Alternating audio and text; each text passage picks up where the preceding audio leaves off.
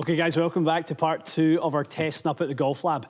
Part 1, we ran through some of the TPI testing, we ran through some foresight baseline testing on distances and how far a hit wedge, 7-iron, driver.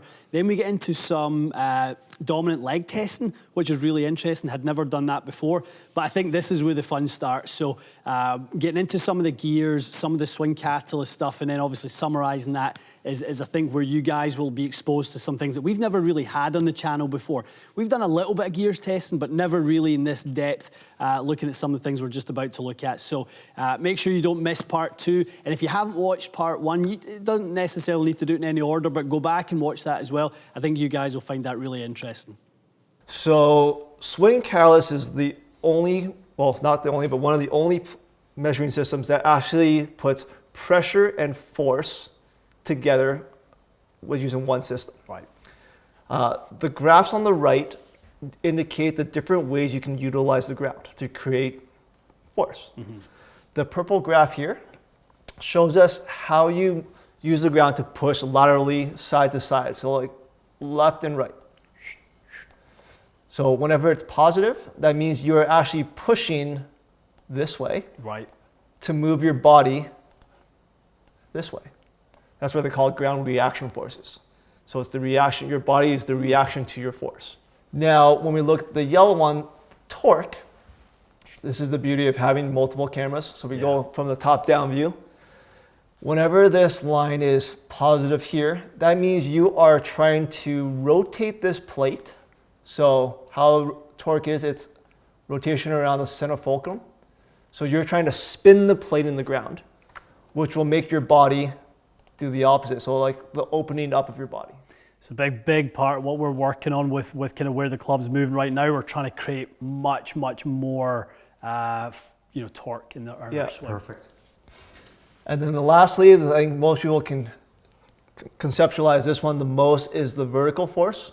So vertical force is simply pushing down to the ground to create like that jumping feel. Pushing down to the ground to feel like you're jumping up or launching, right? So what we want to do is try to find, okay, what was your dominant leg and match it with the main power source. Right. So you as a no leg dominant player, your main power source we want would be torque, right? So that's the rotation. Yeah. So we want you actually creating the most force using rotation. Funny enough, when I look at your forces, and you can see that dark gray shaded area, that's actually PGA Tour average for each force. Okay. Okay. So typically I'd always say, whatever your primary power source is, I want you at least in that PGA Tour zone of that dark gray area. Now, funny enough, you are in that dark gray area in one power source. And you can see it's horizontal force, which is actually your slowest way to move the golf club. Right? Which is why I said, I kind of cheated and saw one of these swings while you were hitting balls. It's like, okay, he uses a ton of horizontal. Yeah. So I'm not surprised when you had that right leg forward that it was easy for you to do, because that's just what you typically always do. Yeah. It doesn't mean that you move the club the fastest with it. Right. You're just comfortable. So Carson, there's a misconception. We have 3 dials there. Pretend we have an amplifier. There's a misconception that we want to maximize each of those 3 dials to get in the PGA. That is not the case. We may want to dial down a force. Yeah, so you know all about dialing down forces, right? So as we kind of get into this, we'll start to play this swing and we'll talk about your pressure. There's times that we want to dial down certain forces. Now, with Ron being a lead leg dominant player, he was like you where his horizontal was through the roof. Yeah. And he started to slide around too much. And it's kind of funny, your big miss is when you slide a lot as well. Yeah. And we look at your horizontal and it's through the roof. Right? So it'd be a force that I would actually probably want to dial down for you. And that's where we start to talk about, hey, Ian, what's your miss? And you said it right off the bat, like, I get slidey, I do this. And then we start to look at your swing and that purple's way up there. Yeah. Right? So if you don't have enough braking force to stop yourself, you're going to slide well past what I'll say is the acceptable range for you to hit a good shot. So there's definitely areas where you want to dial down sometimes. Right. It took me a year to dial down the purple graph down from 20s into the 16s. And when I do that, I hit good golf shots. When my horizontal goes down, I hit good golf shots. So we're going to start to talk about this last bottom area here, the pressure. So you see the heat map there? Yeah. So pressure is your distribution of force over an area. As we kind of get into this, we're going to look for something called max trail foot pressure. So this little white dot here that you see on this graph is your center of pressure. So the distribution between your 2 feet, where that would lie. And we want to see how you move throughout the golf swing. And we'll start to see, so funny enough, like as you get to the top, you don't really shift that much. No, I've never been a huge shifter. Yeah, I like always felt like used to be a big kind of reverse pivot guy. Yeah, a little stack and early tilt. on. Yeah, it was a little bit worse. Like stack and tilt, you can still make a functional strike. Mine was very much that way. Okay. That was my early days playing golf. Was Okay. a lot of that reverse kind of pivot. So stepping back, the Golf Lab was the very first installation swing cat in Canada. Yeah. There's a dozen now in Canada. Not a lot. It really isn't. Not a lot. This is like No. 13 years ago launch monitors. Yeah. Problem being these are less mobile and more expensive than launch monitors were. So, and then globally, there's 500 installations globally of the 3D plate. There are thousands of the pressure only. Yeah. So the first in Canada, both Liam, who's still the CEO and founder of Golf Lab, and Carson, both ambassadors. Why did I bring that up? They're tied into this community. So when he talks about timings of the peaks and where you should be at arm parallel and shaft parallel, that is the community talking to each other, because it's still early days, and the learnings and the benchmarks, they're all being shared. So basically, I'm leveraging the community through Carson in terms of what are the best practices, leading practices around ground reaction forces. So that's really satisfying that I'm tapped into this global community. It's kind of where I feel, and a lot of the conversation that go on between myself and other club fitters is, we always feel like the teaching technology philosophy evolves a lot faster than club fitting. And this is going to be the key to a lot of club fitting things in the future, based on, well, Ronnie, we give you this club, what are the forces and pressures? You know, how can we start to extract different, better forces and pressures based on, you know, a longer club, a lighter club, whatever it might be, lie angle differences. Grip size, who knows? Who knows? Who does know? We play in this very safe space right now with club fitting. That outside of that lies more possibility. And I actually think this is a big avenue. It's why I'm so interested in it, because I think it really relates to club fitting as well as coaching. So we're using a baseball metaphor, we're rounding third base. We are getting close. We're going to do the kinematic sequence. And the thing about the gears thing, and jump in here, it's a kinematic sequence, but also there's a couple of gems for you as a fitter in terms of gears producing some deflection and kick data. Right, so Gears is the only system in the world that measures full body and club in 3D. Yeah. So we'll be able to see how your club shoots and deflects and how it reacts in motion, right, during the golf swing. So we start to see, like, whether it's the irons or the driver, and this is where we can test the two different swings even, right? Take a swing where you move a little bit slower and do your new swing and see the big differences between the two and why that works and why, I'll say, the old one didn't. Right, so we're going to calibrate the room for Gears, because Gears does measure. Each camera in this room is measured to the 100th of a millimeter. So we have to recalibrate the room every single time we use it. We're going to calibrate your driver and your 7-iron, and then we'll calibrate you into Gears as well. Okay, so if I can get you to stand on the plate, you're going to face the TVs in front of you. Yep. And I'm going to put up this avatar in front of you. So you see that avatar there? Yep. Can you stand just like him? So yeah, feet shoulder width apart, hands down. Can you just face dead straight? Because otherwise your head's going to be on crooked. Excellent. So now you can move around. Love it. So that's you. Looking good. All right, so whenever you're ready, you can just step up and fire away. That sounded good. Little heel. Little heely, yeah. Yeah, definitely a better one. Wow. See, he called it. He knows. Okay, that's great. We're gonna switch it up here. Okay. High middle. Nice.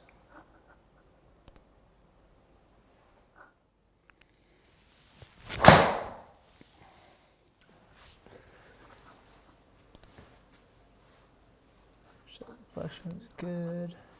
Nice. Okay. So that's good for the driver. Did we want to do that one swing with your 7-iron just to see like Sure. the new swing? Yeah. Okay, so let's.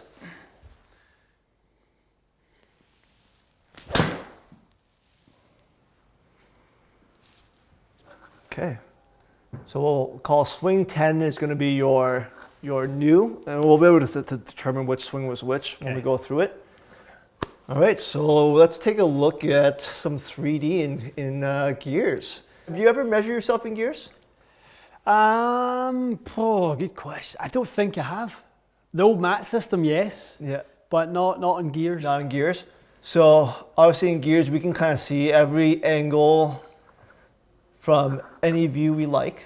And we can start to add and subtract different visuals as well. So sway and thrust. We have a couple of things that we like to see on here. We'll talk about as we go through this. But the very first thing that we're going to talk about is this graph right here. And this tends to be like I'll say the most mind-boggling thing for a lot of golfers or confusing things. So I'll try to break this down to as simple as I can. But how familiar are you with kinematic sequence? Yeah, pretty familiar. Pretty familiar. For the viewers, I try to break this down to make it as simple as possible. Mm-hmm. So what you're looking at here, the kinematic sequence, basically kinematics means movement. So we're looking at the movement sequence, or the order of movement of your golf swing. Now, as you look through this graph, there's 4 different colored lines. Each line or each color represents a different segment of your body. So that orange line is your pelvis or your hips. The fuchsia or purple line is your upper body or torso. The yellow line is your lead arm, and the pink is your golf club. Now, one thing that makes this graph confusing for most is that the graph going up and down isn't speed, it's acceleration. So this is an acceleration graph, which makes this a little confusing. Mm-hmm. So the steeper the line, the quicker you're accelerating. If the graph is in the negative, which means below this 0 line here, mm-hmm. that means that you are rotating away from the target. As soon as it crosses that 0 line and turns positive, that means you're rotating towards the target. Right. Okay, so a lot of people see this pink line, for example, start to go up. They think they're starting the downswing. It's not. It's just your club slowing down. It still hasn't made it to the top. So this is where we start to talk about the key moments of the sequence, of the kinematic sequence. The first area that we look at is called the transition sequence. So the moment each segment changes directions. Mm-hmm. So transition at the top. The dotted line that you see here is the moment your club changed direction. So that's when most 3D systems will mark the top of the swing as when the club changes direction. Mm-hmm. So we're looking at the order of when each piece of your body started to change direction. Now, this is important because we're trying to create something called the stretch shorten cycle in your muscle. So as one segment rotates, the muscles that connect the 2 segments, so your pelvis to your upper body, those muscles will stretch. And once they stretch, they'll shorten, mm-hmm. right? So that's kind of like the elastic band effect. So you're trying to create an efficient load between each segment so that you can create as much force as possible. So that's why we want to see the pelvis first, torso second, lead arm third, club last. That would be like the ideal transition mm-hmm. sequence. As we look at this graph, the graph is pretty clean. But you can see your pelvis does inch out everything. It is first, so you can see that line go positive first. Your torso is second, which is great. That means you got your body going 1, 2. Mm-hmm. Now, what's interesting now is what happens with your lead arm and your club. So, funny enough, your club does transition before your lead arm. So we do see that kind of at the top. You start to imagine it is at the top. You're swinging, your body's turning, and then you get this going before that arm starts to pull down. Yeah. So that's actually an inefficient move. Mm-hmm. So that's where I think we could potentially clean up that transition. Well, do you know, the good thing with this is though, when people see it in video, they often diagnose it wrong. And I know that that's the sequence. I've done enough of this to know that historically I've been a caster. My kinematic sequence has gotten better. I've got much less than I used to have. Yeah. But people say you've got too much lag in the swing. We need to get that out, and I'm like, you're going to tell me to get that out, and I already know I get it out. What are you leaving me to hit it with? The speed of my arms, right? So it's a horrible feeling for me, and I really struggle with it to kind of have any sense of that. And I know that I just have to not do that. So the implications of that from terms of loading, unloading, efficiency, what does that mean? So we start to look back at his launch monitor data, and it was like, hey, Ian, there's a few things when we looked at your seven iron, we saw a lot more loft than we liked. Yeah. We saw an open face, and you start to think about golf. You're throwing it from the top. By the time you get to impact, you're going to have a lot more extra loft and face open by the time you get to impact. Or sometimes it's the opposite, you slam it shut if you're a big flipper, right? But for you actually control the club well enough that you can cast it, which just adds the loft, but you don't slam it shut, which is great, and you don't get that club path exiting hard left, right? But that extra cast is just losing power a lot for you, and you start to see that really high ball flight. Yeah. It's funny, I said that to you, like, oh, you hit a high ball. Like, yeah, I've never been told I hit it low, right? Oh man, start of the season, end of season tournaments for me were always tough because the elements are much more against you at that point. So anytime you've got to kind of flight it in the wind, I was not the typical Scotsman. It's interesting though, because we know that like when you look at your TPI screen, you had ability to do that no problem. Yeah. Right. So it's more so just how quickly you want to just throw it away than you do ability to load. All stems from badminton. So as a badminton player, everything was always hitting there. So for me to turn on the speed towards target is that. So I was always worse when I first took up the game. So it was always that. Yeah, it's funny. Badminton players are always typically casters, and they always have a hard time changing that wrist mechanic because they're so used to the wrist flick. Absolutely. Right. Now, the second part of the kinematic sequence we look at is called the peak speed sequence. So it's the moment or the highest speed that each segment gets, and that's the top of each graph here. Now, there's a couple of different philosophies around this. There's the traditional TPI, I'll say peak speed sequence, where if you achieve this, you have the potential to move the club the quickest, which is pelvis, torso, lead arm club. So that's like what's cracking a whip, you stabilize the handle, and as you stabilize the handle, everything can get transferred to the end of your golf club. But funny enough, as you start to see tour players, we actually see a different sequence now. So with tour players, you actually see the torso and the lead arm actually flipped around, right? Where actually number 2 is the arm, and then 3 is the upper body. Yeah, so you kind of get that sort of movements of the... Right, and they kind of get the arm out first, so it actually stabilizes the club face. So we tend to say, okay, there's a power sequence and there's a control sequence, right? I would say there's not one that's wrong or right.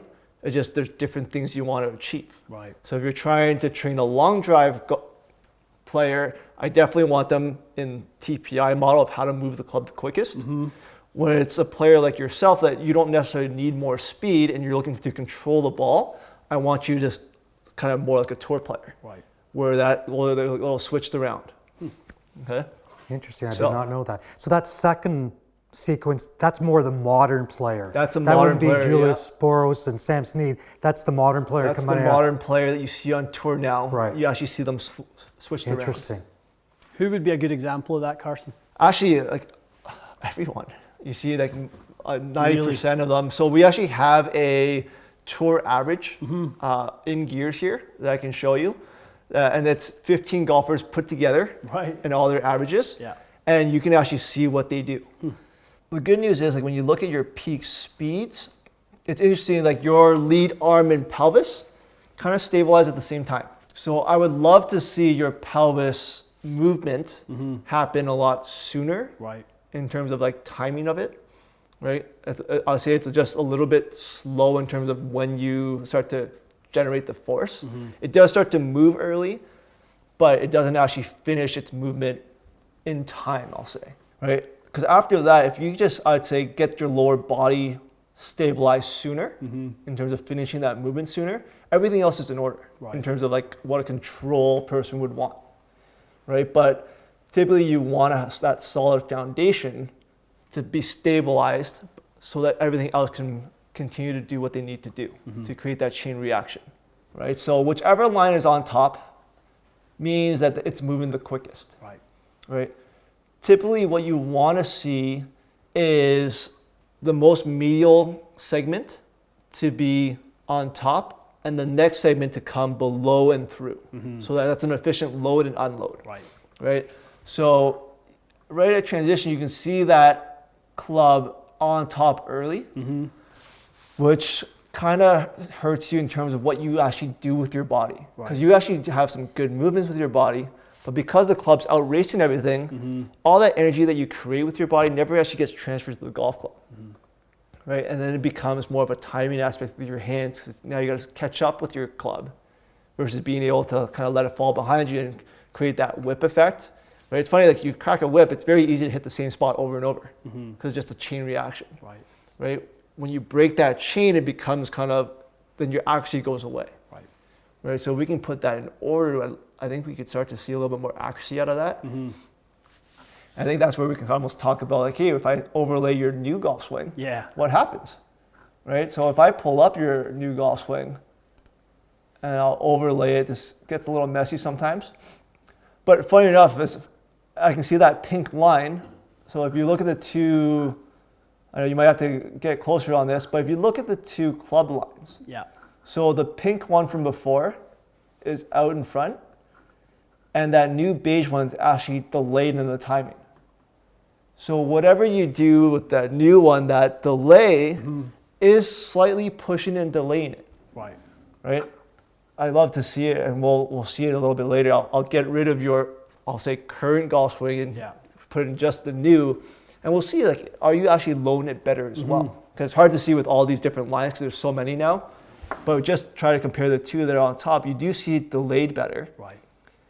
And you actually see your sequencing get a little bit better as well in terms of your pelvis actually stabilize a little sooner, which is interesting. It's good. Right, which is good. So that's, but that's, I would say that's reassuring. Yeah, definitely. Yeah, I mean, you know, and I see some better stuff. Some, you know, on the launch monitor when I kind of work through it at slower speed. The difficulty I've got is, and we'll probably see when we look at them, the speed I have to slow it down at now in order to time up and things like that. It's very different. So 96 miles an hour with the 7-iron. Yeah. Like I probably have to be 86, 87. Yeah, but that's common with any motor pattern change. Definitely. Right? Because you have to teach your body how to move differently first before you start to add the speed in. Yeah. Right? I think like Ron's been through a bunch of motor pattern changes. We always start with like chunking, where you don't even go through the full motion all smoothly. You go through like, what are the different positions I have to hit? Position 1, 2, stop, 2, stop, swing. Right. So just learn how to find those spots. Yeah. And then we get into like slow motion where everything gets put together. Can you go through it slow motion but smooth? Yeah. Right? Teach your body how to move in that order. Right? And then it's like, okay, hit a ball, but we'll start at 50%, work our way up and see like where does it fall apart. Yeah. Right? And then we go, okay, if you start to fall apart at 70%, we'll just dial it back to where you can create the movement the way we want. And then as you learn it better, you'll be able to increase the speed through time, right? That's why we always say that Canadians think they're at a disadvantage with the off season in the winter. But funny enough, when it comes to game improvement, this is the best time to do swing changes. Because you can go through those heavy motor pattern changes over the winter because you're not worried about scoring. Yeah, you don't have your weekly game or anything to play in, Right? It doesn't hurt you to hit a 7-iron 150 yards if you're learning a new motor pattern right now. Absolutely. But if you have enough time to practice it and learn this motor pattern over the winter, by the time the season starts in April, May, you'll have this new motor pattern down and ready to go, and you'll be able to bring it back up to that 97 mile an hour with a new movement pattern. So heavy lifting in the off season, come May 1st, nothing new. It's maintenance. The messages from Liam and Carson: play golf, play well, compete, and we're just here to maintain and check points, but nothing new. All pretty good. I think you're in a really good spot with your new swing, right? In terms of what's changing. Because for whatever reason, your pelvis got stabilized a little bit sooner I still think you have more room to go with that in terms of like getting it firing early. Because you see it starts early, but there's no like steep peak until later. Yeah. So it kind of stalls. So it's like a slow rotation. I love to see like a quick turn. And that's a lot with you, I bet, because kinematics is a rotational metric. I bet it's because your initial thing, we look at your ground force, was such a big slide. Yeah. So there's no rotation. So that's why you don't see a lot of rotation on your transition there as your pelvis starts to turn, because your pelvis is just basically sliding across rather than it's rotating. So because I know you've been talking about like shallowing the golf club, I got hand path up here. What I'd like to see with, say, all good tour players, what you see is the takeaway and the downswing. You tend to see the club drop inside the hand path on the downswing before it kind of comes back and crosses again. So that by the time that you reach impact, your hands are in the same spot, or roughly the same spot as where you started. It's kind of funny, we talked about this earlier today. It's like, yeah, you feel like it's a lot more old swing. And we start to see that today is like, we look at your setup versus impact, where you see how the handle gets raised, right? The hand path is a little bit different, right? And that's where we got up to the top here. And it's as soon as you rotate, you can kind of see that hand path getting in front of you. And I think as we walk through and start to talk about, well, what are you trying to do with this new swing? Right? And we can kind of overlay this new golf swing so that they're right on top of it. We can put them in line first. But so see how that you have this right there. See how that dark blue line comes underneath and in? That's what we're after. Right. That's what you tend to see more with tour players, is that up and dropping it inside, right? To shallow it out. And it's funny enough, even though we know your right arm isn't going to have that full mobility, you can still make it happen. But by the time you get to impact, you're going to see a lot less handle raise, where your hands are a lot closer inside than, I'll say, your normal golf swing, which is all good things, right? A lot less handle raise. You can see the hands are going to be a little bit lower.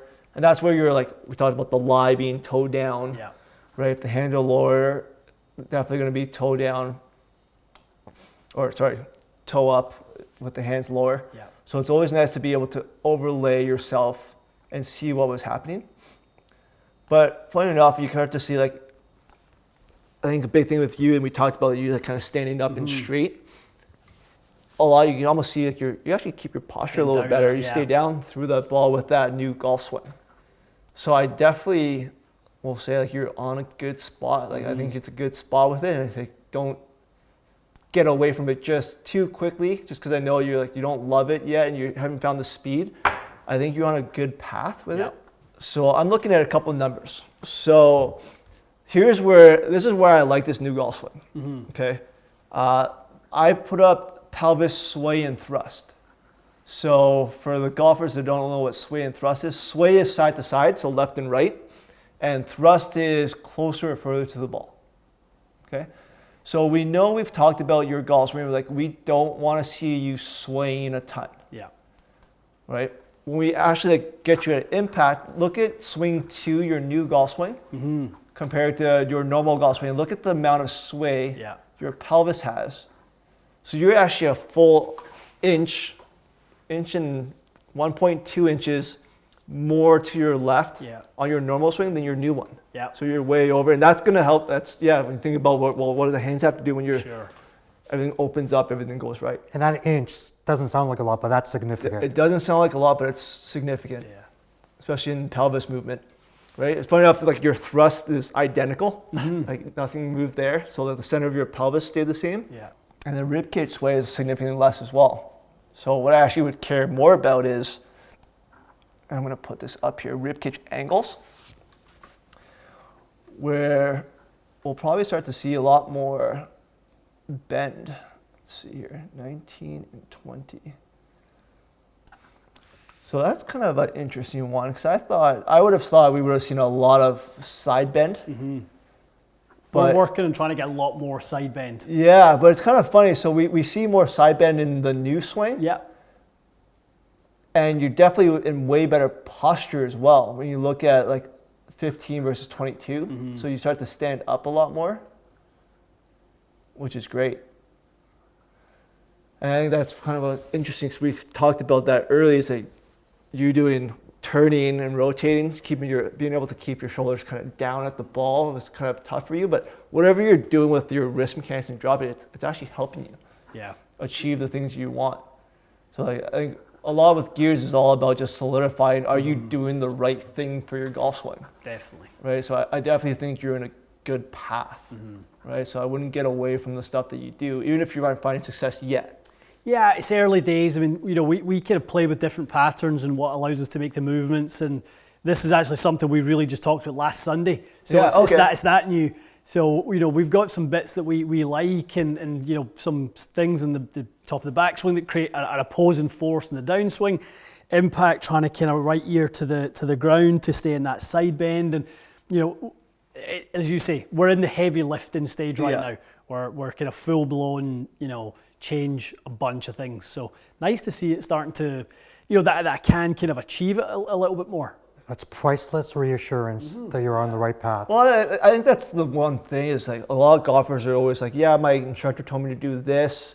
They don't find success and they just don't want to do it, right? Whenever you have data to back up, okay, what you're doing is actually in a good way, you're on the right path, it makes you feel like you're actually working towards something good, even if you aren't seeing the results yet. Definitely. Like I know like every year I try to add one aspect to my golf game just to change a little bit.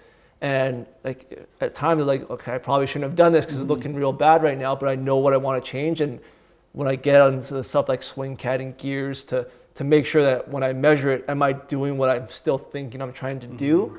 Yes or no? If I am good, I'm still heading down the right path. So I'm not going to just screw up my golf game by trying to change this, right? It just gives you that confidence that I'm going to keep working at this to figure this out and how to make this movement happen.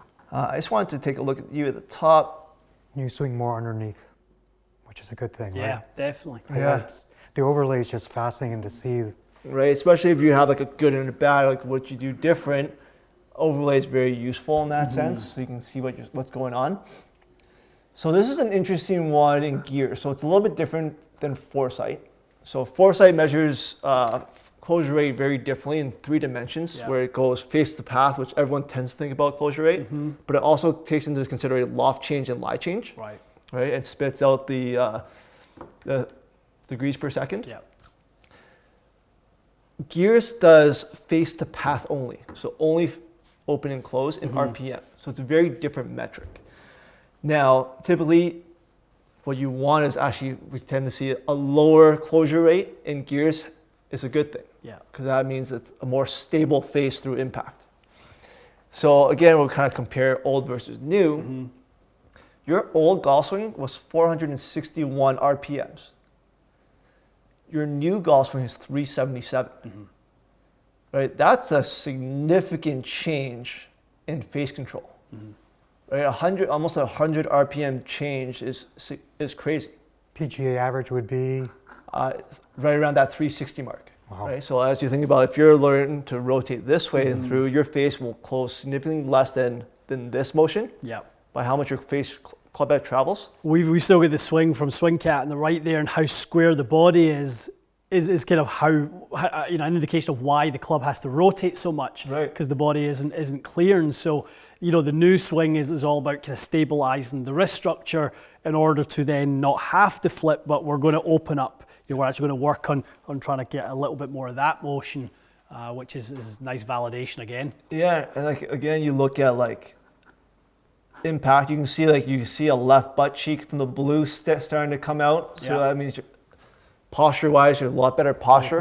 Right, a lot less forward thrusting. Right, so I definitely think everything that you're doing with this new golf swing, I say just spend some time and figure that out. Right, because you're in a good spot with that. Definitely when I look at closure rate dropping almost 100, that's a really good change. That's what you want to find in a golf swing, that 370 RPM stability. Yeah, even as I'm kind of looking at the metrics there, so what feels to me like a big discrepancy in club head speed actually isn't. 89 and 86. Yeah. So what feels like it's a lot slower is actually only 3 miles an hour different. Grip roll, the massive amount of difference in Yeah, in that. no kidding. Grip roll. The difference in the grip roll is through the roof. So are you referring to what Carson and I talked about? Level of effort does not equate linear to club head speed. Yeah. So he tells me we've dial talked it about down. that a lot. Ron and I talk about the effort level versus output. Yeah. Right. I think when you become more efficient with your moves, your effort level isn't nearly what it needs to be to get the same output. Yeah. In terms of club head speed. Very cool. Right. A lot of golfers find more success and hit it further at 80% than they do trying to swing it at 100. Right. Because they lose their movement patterns that they're trying to create when they try to put it full tilt. So they're less efficient with their movement. So even though their effort's significantly higher, they don't get that output they're after. Yeah. So driver, a lot of it, we're just going to look directly just at the shaft deflection and droop. So For the audience, you probably For should. the audience, yeah. For my benefit, for the audience, define both of those terms. yeah, so I'm just going to throw up a couple of things here so you can see it. So you can see the shaft deflection line. So this yellow line would be a representation of if this was a rigid shaft. Yeah. Right? So if this was a rigid shaft with no flex, that club head would be directly in line with that. So deflection is the measurement of how much that club head is swinging or flexing ahead of the shaft. Yeah. Droop is the amount that the toe actually comes down, so how it droops down. Now, a couple of interesting things about droop and deflection. Droop can't really be changed through a club fit. So droop of how much down, that's a lot to do with the player's release. And typically the players that, I'll say, stand the shaft up less, right, have more droop, which is actually a good thing. So a lot of tour players, their droop of their drivers typically in that 55 range. Amateurs get as low as like 20, 30 because they're standing the shaft up, so it doesn't actually let the club droop because they're mitigating against it. Right. You at 48, it's actually not bad. Yeah. Right? I know we would love to see a little bit higher, but that's the same stuff. It's just the staying the shaft up, which we talked about today already. So I know we can get that up to the high 50 range with you, I think, when we start to fix that. But what I love about this is your deflection. Yeah. So funny enough, like a lot of people's deflection this is where we care about in the clubs. When they come in for their baseline, we look at their clubs like, okay, you should really think about getting fit, right? Or getting optimized. Most amateurs will come in with like anywhere between mid 30s and we've seen as high as 65 millimeters of deflection. So why that matters is for every 11 millimeters of deflection, the face closes by 1 degree and you add 1 degree of loft to your club. You actually also shift impact point slightly, right? So typically what you're after, I say in the ideal world, we want you under 20 millimeters of deflection with the driver. That's the ideal world, right? So you at 16.8, awesome. I mean, we've got the right clubs, Ronnie. Yeah. Sounds like you know what you're doing. Have my fingers crossed. Thank the Lord. So did you say 16? 16.8. Under 20. That's and awesome. it's a That's great. 68, yeah. Yeah, it's great. Kinematic sequence-wise, it's the exact same thing. Like, it's the exact same thing as your iron swing. There's nothing different. And typically, we don't see kinematics change between driver and irons. Interesting. I Right. bet a lot of people say they feel like they have two different swings. They feel like they swing it Right, so you differently. see body angles change, Yeah. right? But the actual kinematics and the order of movements don't, right? So that's where it's interesting because, yeah, you're definitely, if we compared your body angles, those would be very different. Right, I'd say it'd be interesting to see like if we gave you like a very heavy swing weight, right? Would your club start to kind of fall behind you a little bit more, right? Or are you a guy that pushes it away, Yeah. right? Like it's kind of interesting when you play around with stuff like swing weight and weighted sure. club, how that can change kinematics, Yeah. right? And that's always a fun test to run. Yeah. I would say that's one in our fitting bays that we can ask the guys to explore a little bit if they see some tendencies to throw the club away and manipulate it, place a little bit more mass there to try and kind of expose a little more feel to And it. see what happens. Yeah, just see how they react to it. Yeah. You know, it might be good, it might be bad, but at least that way you'll know. Right. Yeah, from what we've seen with the load perspective, the heavier swing weight helps the casters load it better. Yeah. But sometimes they tend to leave the face open. So we you done a kinda- video, it's 86 gram shaft versus 45 gram shaft. Ooh, that's a good one. Remarkable how much straighter I was with the 86 gram shaft. And there was 2 yards of difference in total. So there's 5 miles an hour ball speed difference. The light one was much faster, but it equated to much less output. For your club head. For me specifically. So as a caster, I was much more efficient with the 86 gram shaft than I was with the 45 gram shaft. We see that a lot. So the casters typically will move the club faster with the lighter club. Yep. Right? Because that's just the inefficient move. The lighter club helps you create that speed. Yep. But then as you get heavier, it tends to drop the club and load it better. So you'll be more efficient with your movements. Yeah, that's exactly what we saw in the test. Yeah, that's great. So I'm glad that your test kind of solidifies what we see a lot. Yeah, definitely. Okay, boys, that was fascinating. That was a lot of fun. In-depth is not even the right way to describe that. We've looked at it all there today.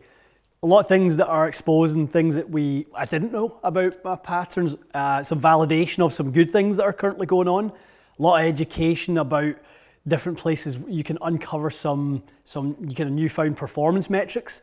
Guys, hopefully you found that fascinating. Most of what you heard today will be new. I don't doubt that for a second.